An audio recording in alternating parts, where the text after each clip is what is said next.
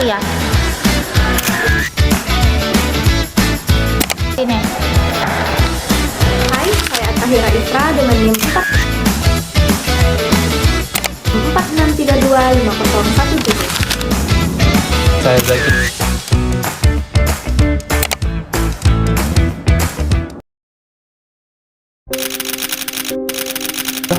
Ada yang bilang bahwa ini mendorong perilaku konsumtif. Misalkan kayak gitu tuh. Nah, pendapat lu soal pernyataan tersebut apa? Jadi gue ngeliat sebenarnya sama aja sih kayak zaman dulu kan orang bilang kartu kredit tuh jahat gitu kan. Kan ada masanya. Ini sudah menuju ke cashless dan otomatis semuanya. Oke, dari pendapat saya saat ini transformasi pembayaran sudah semakin berkembang. Di mana dulu para pelaku usaha masih melakukan pembayaran itu secara manual atau cash. Saat ini sudah semakin berkembang dan masyarakat semakin melek dengan teknologi nih. Terlihat dari Jadi gue ngeliat sebenarnya sama aja sih kayak zaman dulu kan orang bilang kartu kredit tuh jahat gitu kan. Kan ada masanya gitu kan. Ya. Tapi sebenarnya ini semua cuma tools aja. Buat teman-teman anak muda yang pasti pinter-pinter dong, yang nonton kan pasti tech savvy, pasti pinter ngatur keuangan. Sebenarnya ini cuman kayak kita jadi alat aja buat kita bisa lebih nyaman gitu kan. Karena dengan ada kredit digital kita nggak perlu bawa dompet tadi. Meningkatnya penggunaan cashless di kalangan mahasiswa merupakan fenomena yang dipengaruhi oleh perkembangan teknologi digital. Berbagai metode pembayaran seperti e-wallet, mobile banking, dan QRIS semakin banyak digunakan karena dianggap praktis, cepat, dan efisien. Namun, penggunaan cashless juga harus disertai dengan sikap bijak agar tidak mendorong kebiasaan belanja berlebihan.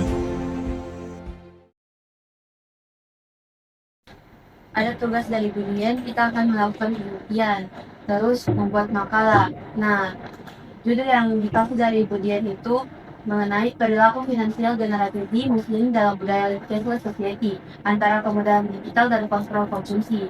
Nah, ada di sini tugas untuk mewawancarai generasi Z. Jadi teman-teman, ada nggak salah siapa yang ingin diwawancarai? Mungkin teman-teman tahu saja nggak sih, karena kan Genesis semua aja Ki, supaya mudah Ki, atau mau cari orang kamu tadi Ada kenalan apa ya? mahasiswa ini ya. Masih iya. Iya, karena kan rata-rata. Berarti ada teman berdua yang tahu bisa Dua berdua. kelas bisa. Kalau kau ya? Sama sih kak saya. Oke, beres. Tapi ibu dia itu kasih kita minimal 5 orang yang harus diwawancarai. oh saya kalau aku mau satu.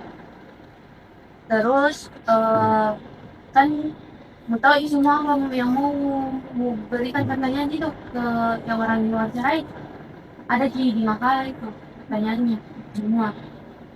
Tapi sebelum mewawancarai orang, mau tahu aja apa cashless society?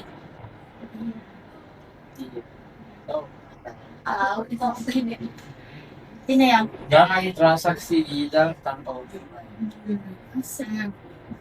Jadi berarti tahap pertama itu wawancara, karena kalau tidak wawancara tidak bisa dibuat makalah, karena di situ nanti kerja harus menulis.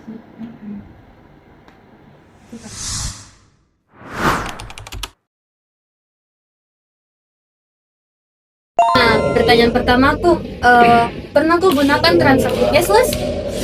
Ya sih, sering malah saya pakai.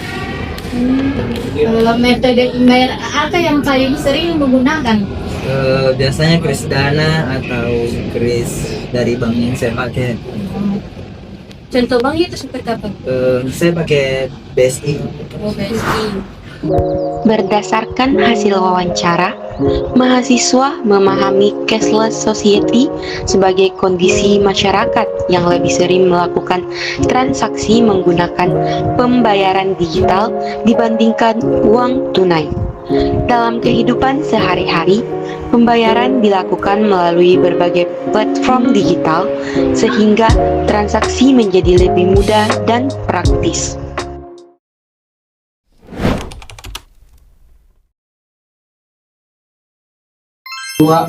aplikasi atau metode pembayaran apa yang paling sering kita gunakan?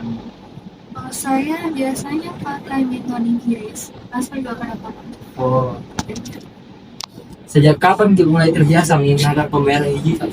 Sebenarnya kalau terbiasa itu pas awal masuk kuliah, karena kan situasinya berbeda antara kampung dan kota. Oh ya, karena di kampung mungkin belum ada. Oke. Bentuk transaksi cashless yang paling banyak digunakan mahasiswa adalah QRIS, e-wallet seperti Dana dan GoPay, serta mobile banking. Mahasiswa memanfaatkan layanan tersebut untuk membeli makanan, berbelanja online, membayar transportasi, dan memenuhi kebutuhan sehari-hari.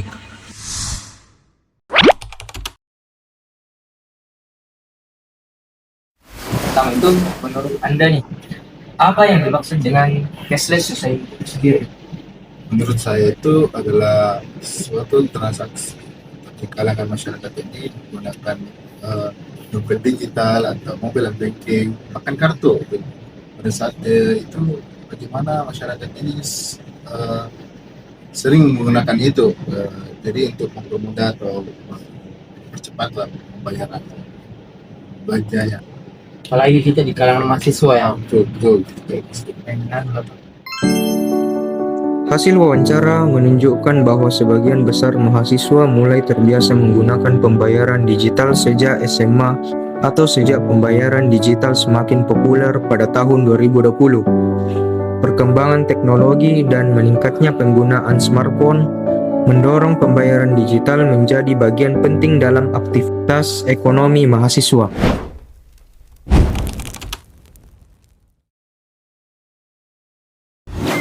Bagaimana penggunaan cashless menurutmu lebih sering dan kayak lebih simpel sih, enggak kayak lebih sering kok gunakan kayak dan kayak pakai kris gitu lebih suka kalau belanja kayak tadi kalau Iya, lebih baru udah. Biasanya kalau saya kiri itu tadinya sistem berapa tahun beli. Kadang pada Menurut mahasiswa, transaksi cashless memberikan berbagai manfaat seperti lebih praktis, cepat, efisien, aman, dan tidak perlu membawa uang tunai dalam jumlah banyak. Selain itu, transaksi digital memudahkan pengguna dalam melihat riwayat transaksi dan memperoleh keuntungan dari promo maupun cashback.